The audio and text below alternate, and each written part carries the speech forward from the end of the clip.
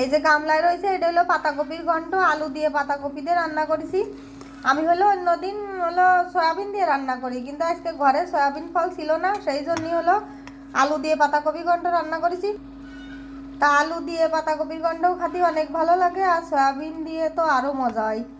আর আমি কিন্তু আলু দিয়ে সয়াবিন দিয়ে কি করে পাতাকপি রান্না করি সেই রেসিপিটা দেওয়া রয়েছে বড় ভিডিওয়। আর এদিকে তো দুপুরবেলা আরও আছে এই যে জিএল মাছের ঝোল আলু দিয়ে আর পেঁপে দিয়ে। আর মাছগুলো আমি ছোট ছোট করে পিস করে দিইনি, বড় বড় করে এই পিস মানে বড় বড় পিস মানে কি আমি মাছগুলো কাটিয়ে দিইনি, আস্তে আস্তে বেশ রান্না করেছি। আর মাছের ঝোলটা খাতে ভালো হয়েছে, কিন্তু এই মাছ তো আমি খাই না, এই জিএল মাছগুলো আমি খাই না। আর না খালেও আমি কুটে কাটে রান্না বান্না করে দিই, এতে কোনো সমস্যা হয় না।